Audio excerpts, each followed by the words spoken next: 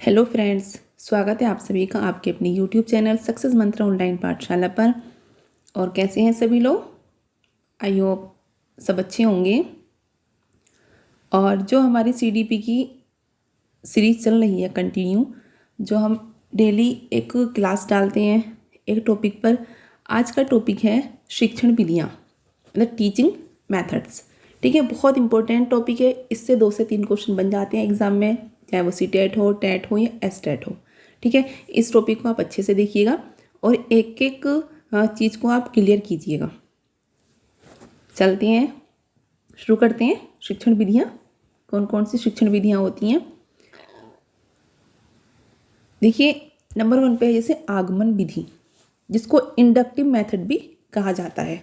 आगमन विधि, आगमन विधि के जनक अरस्तु हैं। देखिए, एक क्वेश्चन तो यहीं से बन जाता है कि आगमन विधि के जनक कौन हैं। तो आगमन विधि के जनक अरस्तु हैं और इस विधि में सीधे अनुभवों, उदाहरणों तथा प्रयोगों का अध्ययन करके नियम निकाले जाते हैं। देखिए, जैसे प्राइमरी टेट में जो क्वेश्चन बनेगा, जैसे बन जाएगा आगमन विधि के जनक कौन है कि अरस्तु हैं। लेकिन जैसे जूनियर टेट में थोड़ा टफ दे देते हैं, तो इस तरह से आ सकता है जैसे सीधे अनुभवों, उदाहरणों तथा प्रयोग का अध्ययन किस विधि में किया जाता है। तो वो आगमन विधि में किया जाता है कि इसमें क्या होता है, अनुभव द्वारा सीखा जाता है। ठीक है, उदाहरणों द्वारा सीखा जाता है, ये प्रयोग करके एक्सपेरिमेंट करके सीखा जाता है। यह शिक्षण विधि छात्र केंद्रित विधि है। देखिए, यहाँ एक क्वेश्चन यहाँ बन रहा है कि आगमन विधि किस पर केंद्रित है। तो ये छात्र केंद्रित है, जो विद्यार्थियों को करके सीखने पर बल देती है। ठीक है, ये विधि जो है आगमन विधि विद्यार्थियों को करके सीखने पर, मतलब ठीक है, प्रयोग करके, कोई भी अनुभव करके जो है उस सीखने पर बल देती है। ये रटंती नहीं है, इसमें बच्चा पहले कुछ करता है, खुद से ही सीखता है करके। ठीक है, देखिए इस विधि में क्या क्या, इस विधि में ये विधि किस किस को दिखाती है। देखिए, इस विधि में ज्ञात से अज्ञात की ओर दिखाया जाता है, विशिष्ट से सामान्य की ओर दिखाया जाता है और मूर्त से अमूर्त की ओर ये विधि मतलब चलती है। तो ज्ञात से अज्ञात की ओर चलती है, विशिष्ट से सामान्य की ओर, या फिर मूर्त से अमूर्त की ओर। कौन सी विधि? आगमन विधि, इंडक्टिव मेथड, आगमन विधि। ठीक है, आ जाता है आगमन विधि में किस किस पर बल दिया जाता है। जैसे ज्ञात से अज्ञात की ओर चलती है, ये विशिष्ट से सामान्य की ओर चलती है, या मूर्त से अमूर्त की ओर चलती है आगमन विधि। क्लियर हो गया होगा सबको? आगे है निगमन विधि, ये होती है डिडक्टिव मेथड। देखिए, निगमन विधि के जनक भी अरस्तु हैं। इस विधि में क्या होता है, इस विधि में सर्वप्रथम विद्यार्थियों को नियमों का ज्ञान दिया जाता है और इसके बाद उदाहरण देकर उन नियमों को समझाया जाता है। ठीक है, देखिए सबसे पहले इस विधि में जो स्टूडेंट्स होते हैं उनको पहले नियम, रूल्स बताए जाते हैं। ठीक है, और उसके बाद उदाहरण देकर उन नियमों को समझाया जाता है। तो यह विधि एक शिक्षक केंद्रित विधि है। ठीक, दोनों में डिफरेंस देखिएगा। आगमन विधि बाल केंद्रित है, आई मीन स्टूडेंट, विद्यार्थी केंद्रित। ठीक है, और निगमन विधि क्या है? शिक्षक केंद्रित विधि कहलाती है, क्योंकि इसमें पहले नियम दिए जाते हैं और उसके बाद उदाहरण देकर जो है उन नियमों को समझाया जाता है। ठीक है, और इसमें शिक्षक ही सारे नियम सिखाते हैं। निगमन विधि में क्या होता है, जैसे टीचर्स जो है क्लास में समझाते हैं रूल्स को, तो पहले सारे रूल्स शिक्षक समझाएगा, टीचर समझाएगा, उसके बाद फिर एग्जाम्पल देगा। ठीक है, निगमन विधि आगमन विधि के ठीक विपरीत कार्य करती है। निगमन विधि जो है आगमन विधि का बिल्कुल अपोजिट है। इस विधि में क्या क्या होता है?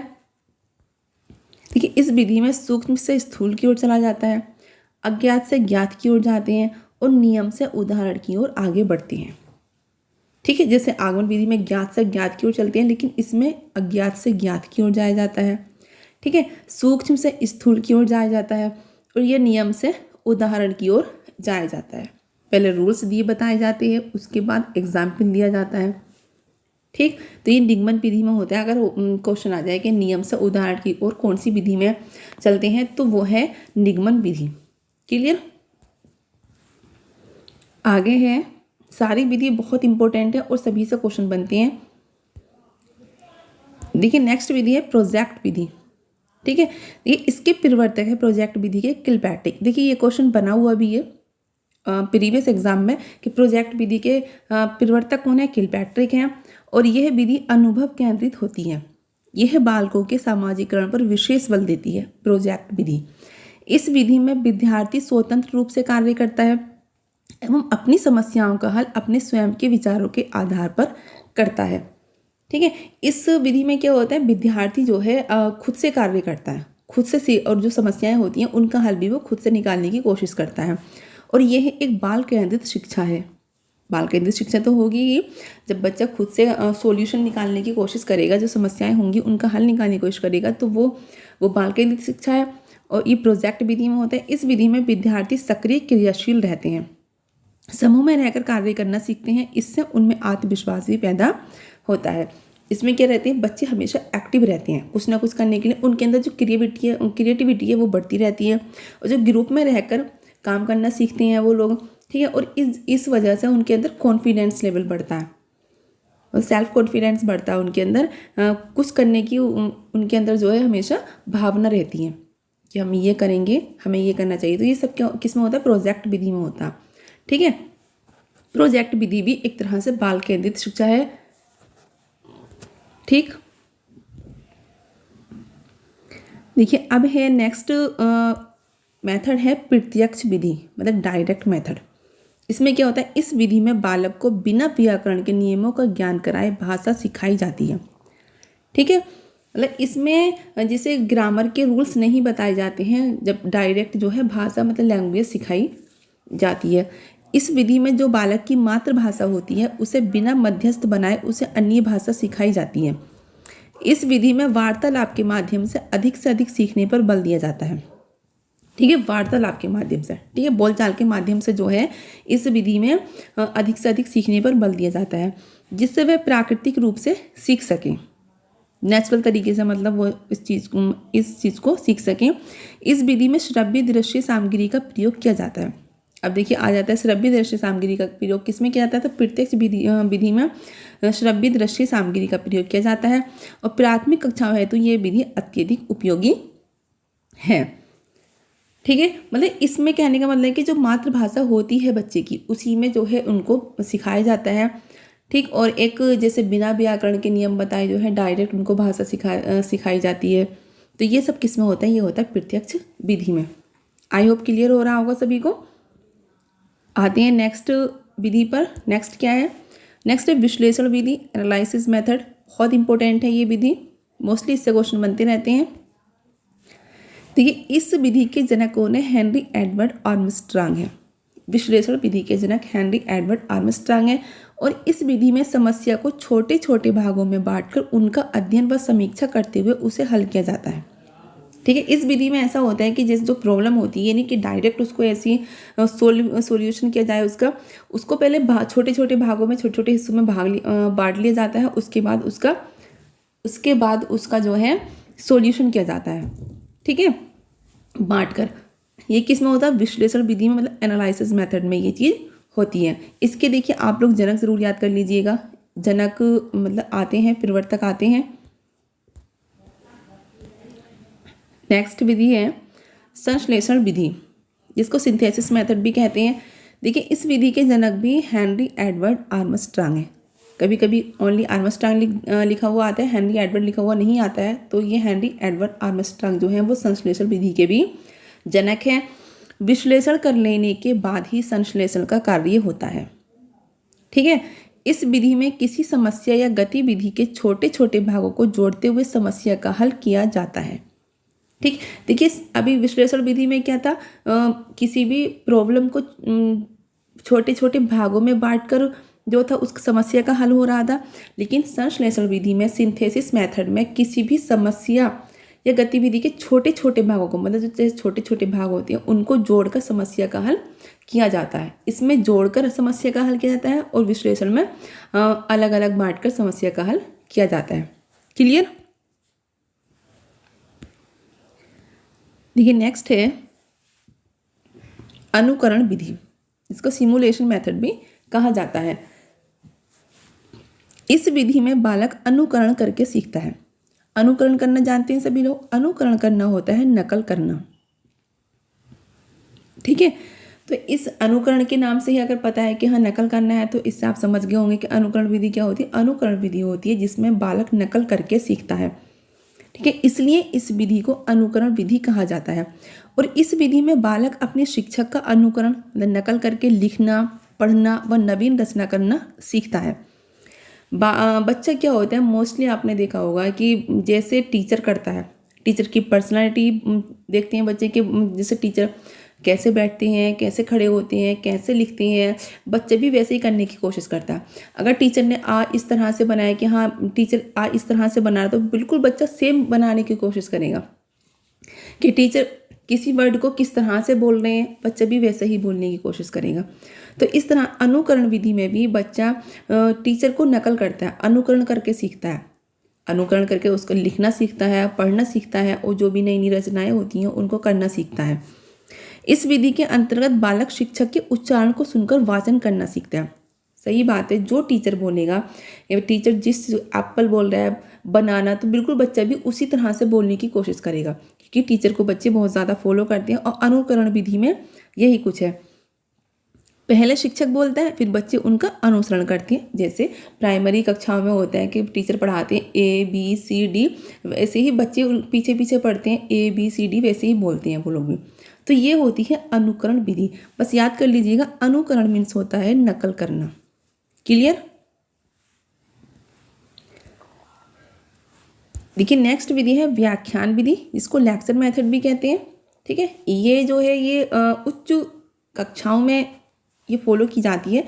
प्राइमरी या जूनियर कक्षाओं में इनका ज़्यादा रोल नहीं होता, क्योंकि बच्चे इतने बड़े नहीं होते कि वो सिर्फ लेक्चर सुनकर जो है बच्चे समझ जाएं।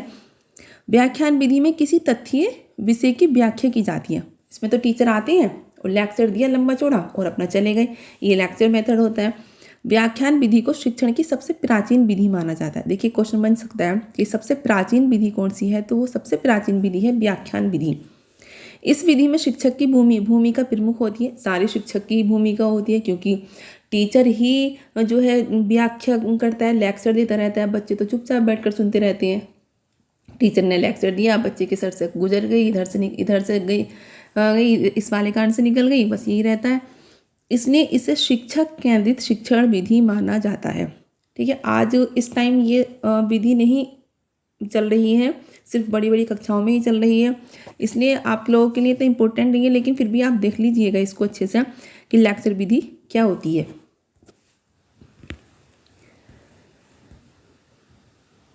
देखिए ये है मोंटेसरी विधि, बहुत इम्पोर्टेंट है, एक मिनट। मोंटेसरी विधि बहुत इंपॉर्टेंट है। Montessori method, Maria Montessori Italy की एक चिकित्सक तथा शिक्षा शास्त्री थी। देखिए ये लाइन जो है बहुत इंपॉर्टेंट है, क्वेश्चन बन जाता है कि मारिया मोंटेसरी कहाँ की थी, इटली की थी, और ये एक चिकित्सक भी थी और शिक्षा शास्त्री भी थी, जिनके नाम से शिक्षा की मोंटेसरी पद्धति प्रसिद्ध है। ये पद्धति 2.5 वर्ष से 6 वर्ष तक के बच्चों हेतु प्रयोग में ली जाने वाली पद्धति है, ठीक है। प्राइमरी कक्षा में मोंटेसरी विधि बहुत उपयोगी है, बहुत हेल्पफुल रहती है। ये 2.5 वर्ष से 6 वर्ष तक के बच्चों के लिए प्रयोग में ली जाने वाली विधि है, और इसका विकास डॉक्टर मारिया द्वारा रूस विश्वविद्यालय में मंदबुद्धि बालकों की चिकित्सा हेतु उनकी शिक्षा हेतु किया गया था। मतलब मारिया मोंटेसरी ने मोंटेसरी विधि का जो विकास किया था वो रूस विश्वविद्यालय में किया था मंदबुद्धि बालकों के लिए, ठीक है। लेकिन कुछ समय बाद क्या हुआ, सामान्य बुद्धि के बालकों के लिए भी शिक्षा में उपयोग में लाई जाने लगी मोंटेसरी विधि। क्वेश्चन बन जाता है कि सबसे पहले ये कैसे बालकों के लिए शुरू हुई थी मोंटेसरी विधि, तो मंदबुद्धि बालकों के लिए शुरू हुई थी, लेकिन अब जो है ये सामान्य बुद्धि के बालकों के लिए भी उपयोग में लाई जाती है मोंटेसरी मेथड। क्लियर? इससे क्वेश्चन बनते रहते हैं मोंटेसरी मेथड से। ठीक है, नेक्स्ट है डाल्टन मेथड। डाल्टन पद्धति के जनक कौन है? हेरन पार्क्सहर्ट है, ठीक है। इससे क्वेश्चन बना है, डाल्टन विधि के जो जनक हैं वो हेरन पार्क्सहर्ट को माना जाता है। और इस विधि में अध्यापक द्वारा छात्रों को कुछ निर्धारित कार्य मतलब असाइनमेंट के रूप में दिए जाते हैं। इसमें क्या होता है, जो टीचर होते हैं वो स्टूडेंट्स को असाइनमेंट देते हैं, ठीक है, कुछ कार्य देते हैं जिन्हें विद्यार्थियों को दिए हुए समय के भीतर करके देना होता है। विद्यार्थियों को जो असाइनमेंट मिलता है उन्हें टाइम के अंदर अंदर देना, करके देना जो होता है वो डाल्टन विधि में कहला जाता है। मतलब डाल्टन विधि में क्या होता है, असाइनमेंट दिया जाता है, मतलब काम दिया जाता है बच्चों को। ठीक है, तो ये थी मेथड थे, टीचिंग मेथड सारे इंपॉर्टेंट हैं, आप लोग अच्छे से देख लीजिएगा। और प्लीज़ जो बच्चे न्यू स्टूडेंट्स चैनल पर आए हैं प्लीज़ सब्सक्राइब कर लीजिए, क्योंकि हमारे यहाँ से CTET, टेट, सुपर टेट की सारी आपको क्लासेस यहाँ से मिलेंगी। ठीक है, मैंने यहाँ पे CDP की बहुत सारी क्लासेस डाल रखी हैं अलग अलग टॉपिक पर, आप लोग प्लीज़ उनको देखिएगा, जिससे आपको बहुत हेल्प मिलेगी। ठीक है, और चैनल को सब्सक्राइब, लाइक, प्लीज़ लाइक भी कीजिएगा वीडियो को। मिलते हैं नेक्स्ट वीडियो में।